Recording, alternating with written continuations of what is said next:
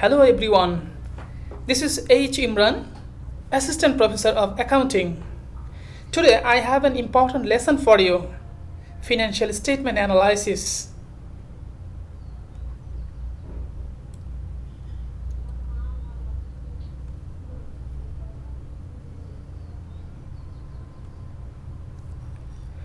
Welcome back to the presentation. At first, financial statement in accounting. আমরা জানি একটি নির্দিষ্ট সময় শেষে অথবা প্রয়োজন অনুসারে ব্যবসায় প্রতিষ্ঠানের সঠিক ফলাফল ও প্রকৃত আর্থিক অবস্থা নিরূপণ করার জন্য যে বিবরণী প্রস্তুত করা হয় তাই আর্থিক বিবরণী বা ফিনান্সিয়াল স্টেটমেন্ট। এর গুরুত্বপূর্ণ অংশ হচ্ছে income statement, owners equity statement, cash flow statement and finally financial position statement, যেটাকে আমরা ব্যালেন্স শিট বলে জানি। মূলত এই বিবরণীগুলোর মধ্য দিয়ে এই হিসাব বিজ্ঞান ব্যবসায় সংক্রান্ত বিভিন্ন তথ্য আগ্রহী পক্ষের নিকট উপস্থাপন করে থাকে। অনেক ক্ষেত্রেই এসব তথ্যের ব্যবহারকারীগণ বিশাল এই তথ্য সমুদ্র হতে প্রয়োজনীয় তথ্যটিকে আহরণ করে ব্যবসায় সংক্রান্ত সঠিক সিদ্ধান্ত গ্রহণে অপারগ হন, যে কারণে ফিনান্সিয়াল স্টেটমেন্টে প্রদর্শিত তথ্যকে আরও সহজ সরল, বস্তুনিষ্ঠ, বোধগম্য ও অর্থপূর্ণ করার জন্য কিছু কৌশল প্রয়োগের মধ্য দিয়ে তথ্যসমূহকে বিচার বিশ্লেষণ ও পর্যালোচনা করে পরিষ্কারভাবে এবং তুলনা উপযোগী করে সংশ্লিষ্ট ব্যবহারকারীর সিদ্ধান্ত গ্রহণে উপস্থাপন করতে হয়, যাকে আমরা আর্থিক বিবরণী বিশ্লেষণ বলছি। আর এই বিশ্লেষণের জন্য কৌশল হিসাবে horizontal analysis, vertical analysis and trend and ratio অ্যানালাইসিসের কথা আমরা ইতিমধ্যেই শুনে থাকব। তবে ratio analysis financial statement analysis করার সর্বোত্তম এবং বহুল অনুসৃত একটি পদ্ধতি। রেশিও বলতে মূলত তুলনা তথা ভাগ করাকে বোঝায়, যাকে আমরা অনুপাত বলছি। পরস্পর সম্পর্কযুক্ত দুটি বিষয়ের মধ্যকার অন্তর্নিহিত সম্পর্কের সংখ্যাগত তুলনামূলক পরিমাপই হলো এই অনুপাত। আর কোনো প্রতিষ্ঠানের আর্থিক বিবরণীর বিভিন্ন দফার মধ্যকার সম্পর্ক নির্ধারণ, বিশ্লেষণ ও তা উপস্থাপনের জন্য অনুপাতকে যখন মাধ্যম হিসাবে ব্যবহার করা হয় তখন তাকে অনুপাত বিশ্লেষণ বলে। এ ধরনের বিশ্লেষণের জন্য liquidity ratio, profitability ratio, solvency ratio এবং অ্যাক্টিভিটি রেশিও সম্পর্কে আমাদের ধারণা থাকাটা খুব বেশি জরুরি। তবে আজকে শুধু লিকুইডিটি তথা তারল্য অনুপাত নিয়ে কাজ করব। তাহলে দেখি তারল্য কি। তারল্য হলো নগদ অর্থের প্রাবল্য, অ্যাভেইলেবিলিটি অফ ফান্ড। প্রতিষ্ঠানের স্বল্পমেয়াদী ও তাৎক্ষণিক সচ্ছলতা যাচাই করে চলতি দায় পরিশোধ ক্ষমতা পরিমাপ করার জন্য এই ধরনের তারল্য অনুপাত ব্যবহার করা হয়ে থাকে। এর অংশ মূলত তিনটি: চলতি অনুপাত, অ্যাসিড টেস্ট অনুপাত ও চলতি মূলধন অনুপাত। এর মধ্যে চলতি অনুপাত প্রতিষ্ঠানের চলতি সম্পত্তি দ্বারা চলতি দায় পরিশোধের ক্ষমতা আছে কিনা সেটি যাচাই করে। আর অ্যাসিড টেস্টের মধ্য দিয়ে প্রতিষ্ঠানের জরুরি ও তাৎক্ষণিক দায় পরিশোধের ক্ষমতা সম্পর্কে ধারণা লাভ করা যাবে। একে আবার তরল অনুপাত, দ্রুত অনুপাত, দ্রুতি অনুপাত, এমনকি অগ্নি পরীক্ষা অনুপাতও বলা যেতে পারে। যাই হোক, চলতি মূলধন অনুপাত প্রতিষ্ঠানের দৈনন্দিন কার্য পরিচালনার আর্থিক ক্ষমতাকে নির্দেশ করে। মোট কথা, তারল্য অনুপাত সামগ্রিকভাবে প্রতিষ্ঠানের চলতি দায় পরিশোধ ক্ষমতা তথা তারল্যকে বিশ্লেষণ করে থাকে। সাধারণত এই অনুপাতগুলোর উচ্চ হার ভালো এবং নিম্ন হার খারাপ তারল্য অবস্থাকে নির্দেশ করবে। তবে অতি উচ্চ কিংবা অতি নিম্ন কোনোটাই কিন্তু কাম্য নয়, বরং বিপজ্জনক। কারণ অতি উচ্চ হার প্রতিষ্ঠানের অলসর্ত পড়ে থাকা এবং অতি নিম্ন হার আর্থিক সংকটকে ইঙ্গিত করে। এখন এই তারল্য অনুপাতের উচ্চ হার নাকি নিম্ন হার সেটা বুঝবো কি করে? এজন্য প্রথমে তারল্য অনুপাতগুলো নির্ণয় করব। এরপর আদর্শ মানের সাথে তুলনা করে সিদ্ধান্ত গ্রহণ করব। যেমন চলতি অনুপাতের আদর্শ মান 2:1, অর্থাৎ প্রতিষ্ঠানের প্রতি 1 টাকা চলতি দায়ের বিপরীতে 2 টাকার সমপরিমাণ চলতি সম্পদ বিদ্যমান আছে অথবা থাকতে হবে। এমনি করে অ্যাসিড টেস্টের ক্ষেত্রে 1 টাকা চলতি দায় পরিশোধের বিপরীতে সমপরিমাণ তড়িৎ সম্পত্তি থাকাটা জরুরি। পক্ষান্তরে চলতি মূলধন অনুপাতে 1 টাকার চলতি দায়ের বিপরীতে 1 টাকার সমপরিমাণ কার্যকরী মূলধন থাকার আবশ্যকতাকে স্পষ্ট করে তোলে। যাই হোক, এ আদর্শ মানের বেশি হলে অলস তহবিল এবং কম হলে তারল্য সংকটকে বুঝব।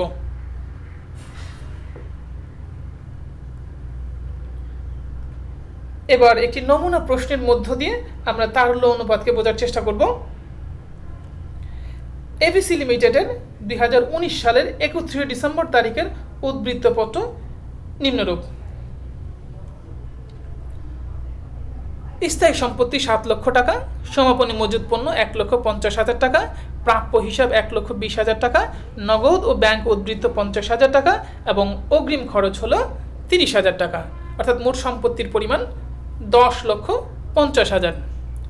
অপরদিকে শেয়ার মূলধন 6,50,000 টাকা, সঞ্চিত তহবিল 2 লক্ষ টাকা, 10% ঋণপত্র 1 লক্ষ টাকা, প্রদেয় হিসাব 80,000 টাকা এবং ব্যাংক জমাতিরিক্ত ঋণ 20,000 টাকা, অর্থাৎ মূলধন ও দায়ের পরিমাণও 10,50,000 টাকা। এই ফিনান্সিয়াল পজিশন স্টেটমেন্টটি বিশ্লেষণ করব আমরা এখন। সেটি করবার জন্য কিছু প্রশ্নের মধ্য দিয়ে আমরা যাওয়ার চেষ্টা করছি। প্রথমত নিট চলতি মূলধনের পরিমাণ নির্ণয় করব, এরপর চলতি ও অ্যাসিড টেস্ট অনুপাত নির্ণয় করব, এরপর চলতি মূলধন অনুপাত নির্ণয় করে আমরা মন্তব্য করব।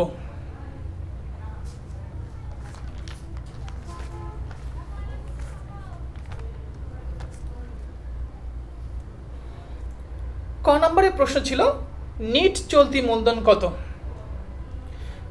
প্রশ্নটির সমাধান করার পূর্বে চলতি মূলধন সম্পর্কে আমাদের ধারণা থাকা প্রয়োজন। প্রকৃত অর্থে প্রতিষ্ঠানের দৈনন্দিন কার্য পরিচালনার জন্য যতটুকু অর্থের প্রয়োজন সে পরিমাণ অর্থই হলো চলতি মূলধন বা কার্যকরী মূলধন। এটি আবার দু ধরনের, গ্রস ওয়ার্কিং ক্যাপিটাল, অপরটি net working capital. Gross working capital হলো প্রতিষ্ঠানের মোট চলতি সম্পত্তির পরিমাণ, আর নিট ওয়ার্কিং ক্যাপিটাল হলো প্রতিষ্ঠানের চলতি সম্পত্তি ও চলতি দায়ের বিয়োগফল। নর্মালি ওয়ার্কিং ক্যাপিটাল বলতে এই নিট ওয়ার্কিং ক্যাপিটালকেই বোঝানো হয়ে থাকে। যাই হোক, নিট ওয়ার্কিং ক্যাপিটাল নির্ণয় করতে হলে চলতি সম্পত্তি ও চলতি দায় সম্পর্কে আমাদের ক্লিয়ার কনসেপ্ট থাকতে হবে। যেমন চলতি সম্পত্তি কী, চলতি দায় কী এবং এদের দফাসমূহ কী কী ইত্যাদি। তাহলে প্রথমে জেনে নেই চলতি সম্পত্তি কী। যে সমস্ত উপকরণগুলো 1 বছর বা তার কম সময়ের জন্য প্রতিষ্ঠানের সুবিধা প্রদান করে কিংবা মুনাফা অর্জনে সহায়তা করে তাই হলো চলতি সম্পত্তি। যেমন হাতে নগদ, ব্যাংক জমা, বিক্রয়যোগ্য সিকিউরিটিজ বা স্বল্পমেয়াদী বিনিয়োগ, প্রাপ্য বিল বা প্রাপ্য নোট, প্রাপ্য হিসাব বা দেনাদার, প্রাপ্য আয়সমূহ, সমাপনী মজুদ পণ্য, অব্যবহৃত মণিহারি কিংবা সাপ্লাইজ এবং অগ্রিম খরচসমূহ। অপরদিকে চলতি দায় হলো 1 বছর বা তার কম সময়ের মধ্যে প্রতিষ্ঠানের যে সমস্ত দায়গুলো পরিশোধের বাধ্যবাধকতা থাকে, যেমন প্রদেয় নোট বা প্রদেয় বিল, প্রদেয় হিসাব বা পাওনাদার, বকেয়া খরচসমূহ, অগ্রিম অথবা অনুপার্জিত আয়, স্বল্পমেয়াদী ঋণ, ব্যাংক জমাতিরিক্ত, ঘোষণাকৃত বা ঘোষিত লভ্যাংশ বা প্রস্তাবিত লভ্যাংশ, দাবিহীন বা অদাবি লভ্যাংশ, প্রদেয় আয়কর বা প্রদেয় আয়কর সঞ্চিতি উল্লেখযোগ্য। আশা করি এখন আমরা সহজেই মোট চলতি সম্পত্তি থেকে মোট চলতি দায় বিয়োগ করে নিট চলতি মূলধন নির্ণয় করতে পারব। একই সাথে চলতি সম্পত্তিকে চলতি দায় দ্বারা ভাগ করে চলতি অনুপাত নির্ণয় করাও যাবে। তবে অ্যাসিড টেস্ট অনুপাতের ক্ষেত্রে মোট চলতি সম্পত্তির পরিবর্তে মোট তড়িৎ সম্পত্তিকে চলতি দায় দ্বারা ভাগ করব। আগে জানিয়ে রাখছি, উল্লেখিত 9টি চলতি সম্পত্তির মধ্যে প্রথম 6টি অর্থাৎ হাতে নগদ, ব্যাংক জমা, বিক্রয়যোগ্য সিকিউরিটিজ, প্রাপ্য বিল বা নোট, প্রাপ্য হিসাব বা দেনাদার এবং প্রাপ্য আয় সমূহ হলো তড়িৎ সম্পত্তি, যা নগদ কিংবা নগদ সমতুল্য হিসাবে বিবেচিত। যাই হোক, গ নম্বরের প্রশ্ন ছিল নিট চলতি মূলধন নির্ণয়ের ক্ষেত্রে প্রথমে চলতি সম্পত্তি থেকে চলতি দায় বিয়োগ করে কার্যকরী মূলধন নির্ণয় করব। অতঃপর কার্যকরী মূলধনকে চলতি দায় দ্বারা ভাগ করে নিট চলতি মূলধন নির্ণয় করব। একটি বিষয় খেয়াল করব, ক নম্বরের প্রশ্ন ছিল চলতি মূলধনের পরিমাণ এবং গ নম্বরে চলতি মূলধনের অনুপাত নির্ণয় করছি।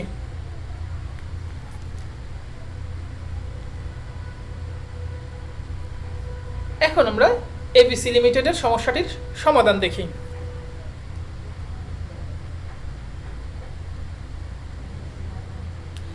এবিসি লিমিটেডের চলতি সম্পত্তির পরিমাণ ছিল সমাপনী মজুদ পণ্য 1,50,000 টাকা, প্রাপ্য হিসাব 1,20,000 টাকা, নগদ ও ব্যাংক উদ্ধৃত 50,000 টাকা এবং অগ্রিম খরচ 30,000 টাকা, অর্থাৎ মোট 3,50,000 টাকা। আবার চলতি দায় ছিল প্রদেয় হিসাব 80,000 টাকা এবং ব্যাংক জমা অতিরিক্ত 20,000, অর্থাৎ মোট 1,00,000 টাকা। সুতরাং নিট চলতি মূলধন হবে কত? চলতি সম্পত্তি 3,50,000 মাইনাস হবে চলতি দায় 1,00,000, অর্থাৎ 2,50,000 টাকা।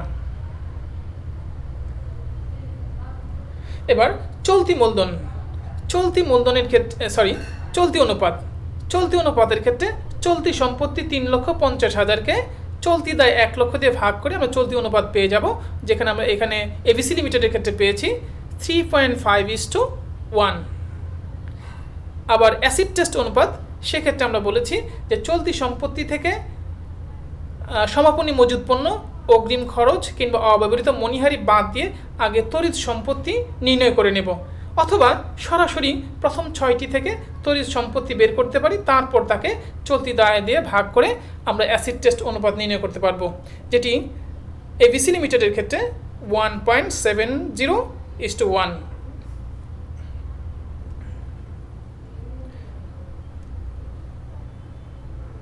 সবশেষে কার্যকরী মূলধন অনুপাত। আমরা আগেই বলেছি কার্যকরী মূলধন অনুপাত বের করার পূর্বে প্রথমত আমরা কার্যকরী মূলধন বের করে নিব চলতি সম্পত্তি থেকে চলতি দায় মাইনাস করে, অর্থাৎ চলতি সম্পত্তি 3,50,000 থেকে চলতি দায় 1,00,000 মাইনাস করে কার্যকরী মূলধন পাবো 2,50,000 টাকা। আর চলতি মূলধন অনুপাত হচ্ছে এই কার্যকরী মূলধন, অর্থাৎ 2,50,000কে চলতি দায় 1,00,000 দ্বারা ভাগ করলে আমরা এবিসি লিমিটেডের কার্যকরী মূলধন অনুপাত পেয়ে যাব 2.5:1।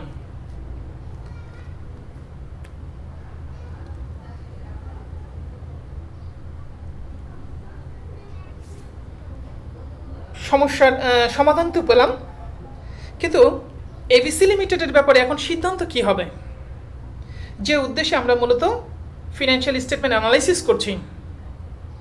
বিশ্লেষণে দেখা যাচ্ছে যে চলতি অনুপাতের নির্ণীয় মান 3.5:1, যা আদর্শ মান 2:1 চেয়ে বেশি।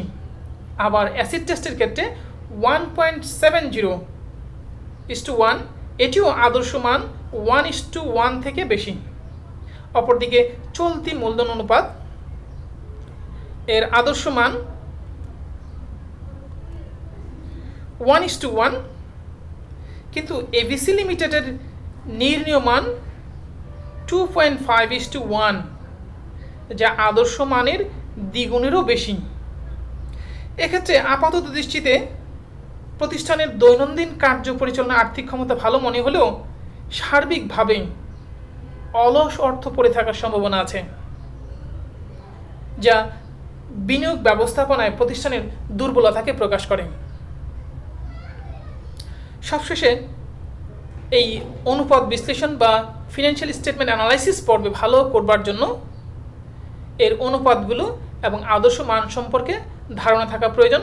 সেই সাথে আনুষঙ্গিক যে কনসেপ্টগুলো আছে সে সম্পর্কে আমাদের ক্লিয়ার হওয়া প্রয়োজন। তাহলেই আশা করি পরীক্ষা সবাই ভালো করব। আজকে এই পর্যন্তই। আগামী পর্ব দেখার আমন্ত্রণ জানিয়ে এখানেই শেষ করছি। এতক্ষণ সাথে থাকবার জন্য সকলকে অনেক অনেক ধন্যবাদ।